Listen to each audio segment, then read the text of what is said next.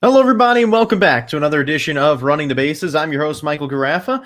I'm here on my own today. It is just me and my lonesome wearing my Braves shirt. I'm here to break some news for you guys today as Marcell Ozuna has officially re-signed with the Atlanta Braves. This has been a very interesting deal. It took place a couple of hours ago. I was at work, so I couldn't cover it yet. And my other co-hosts, well, they're busy tonight. So it's just me today covering this for you guys. So I figure it's important. It's a very big deal for Marcell Ozuna. It's a big deal for baseball and the Braves itself. The second big deal today, this really crosses everything off because if you look at the way things are right now, the top 14 free agents that we ranked are off the board now. That is something that we couldn't say earlier in the day. So now that that's the case, the best free agent on the market technically is Yadier Molina, and then we have Justin Turner, Roberto Osuna, Ryan Braun, Trevor Rosenthal, and so on and so forth. We haven't heard a lot out of guys like Ryan Braun, some other guys like Yoenis Cespedes, who is also free agent. We haven't heard anything about. Those are other guys we put kind of high on that list, but as of right now, the top 14 guys are all off the market. This is a big deal for the Braves. Marcell Ozuna was really trying to figure out where he wanted to go all offseason. The main question was, is the National League going to have the designated hitter in 2021?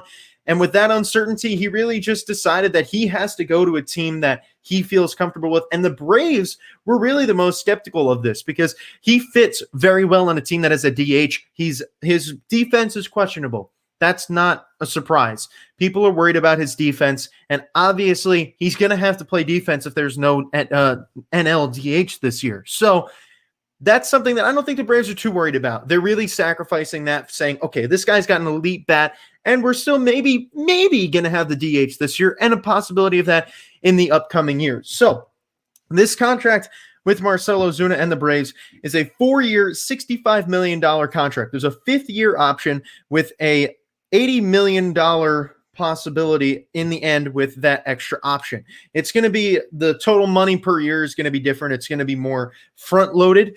So this contract is a pretty good one. I mean, if you're Marcell Ozuna, obviously looking at the money, 4 years and $65 million that's going to come out to an average of $16.25 million a year. For a guy like Marcell Ozuna, I think that's a steal. I think the thing that really held him back from getting a huge contract is that uncertainty of the DH. If there was a DH in the NL, I guarantee you right now, Marcell Ozuna would have made at least $20 million this year, and that is a fact. Marcell Ozuna is much more worth an average of $16.25 million. So for a guy like him, you're clearly seeing that he doesn't care about the money that much. It's not about the money for him, unlike a guy like Trevor Bauer, who signed this morning clearly only for the money, getting the most money ever in a single year for a guy who really doesn't even necessarily value it above $25 million. But a guy like Marcell Ozuna, who's a consistent hitter, Ozuna at this point in his career, I would really put him at a guy who can hit 270-ish, and I would expect him to hit 35, 40 home runs. That's a productive bat. And for $16 million a year, that is a steal.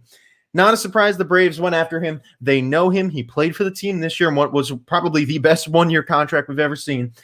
But this is a massive move for both sides. The Braves have seen the pressure that the Mets have put on them all offseason. The Braves, we knew right now, before they re-signed Ozuna, that at that moment, the Braves are still a little bit over the Mets, probably divisional winners.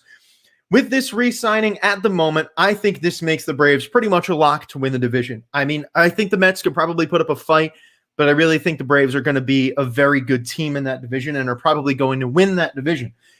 Now, the Mets do have an opportunity to leapfrog them if they make a couple of smarter moves during the rest of the offseason, but a lot of the big players that they're looking for, well, they're really just not on the market anymore. So that's something that the Braves right now made this move to really ensure the fact that there's a very high chance of them winning the division again this year and defending that title. So for the Braves, it's really a very low risk, pretty high reward situation. And I think that's really safe to say. And with a contract like this, the Braves have really filled out their roster this year. They look really good. I don't really think there's much the Braves need to do now. Their lineup is incredible. I would say maybe focus on bullpen. I wouldn't be surprised if you see the Braves start to target Trevor Rosenthal. That would be a very smart move for them. Go after a guy like Trevor Rosenthal, solidify the back end of that bullpen. They already haven't re-signed Shane Green or Melanson, so they've lost some of those guys, in the bullpen. I think that's going to be a very, very good thing if they can re-sign some of those guys, make some signings for other players. And I just think that right now, this team could use a boost in that bullpen. This is a team that's been struggling with bullpen. A lot of the teams in the NL East have had bullpen troubles over the last couple of years, but the Braves, the way they're looking right now and what is turning out to be a very offensive National League East, are going to need to put out a better bullpen if they want to solidify the fact that they're going to be divisional winners this year. Their rotation's great. Their lineup is great. It's just that after the rotation part, that worries me. And that's the thing that I think a lot of people are worried about. There were a lot of teams that could have gotten Marcell Ozuna, and that's another thing here that we didn't really get to see. We didn't hear tons of teams talking about him.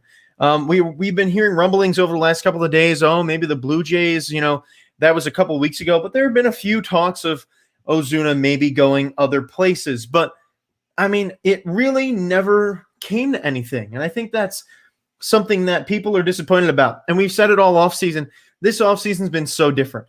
And I feel bad for the free agents that are on the market this offseason because it's been so up in the air as to what's going to happen with the season. And on top of that, teams just don't have as much money as they should.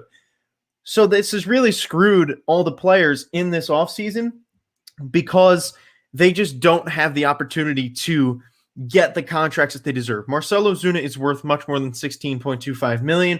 Trevor Bauer, I wouldn't necessarily say he's worth what he got, but should probably be getting a few more years. And, a guy like JT Realmuto should have been having more people looking at him. It's just all around.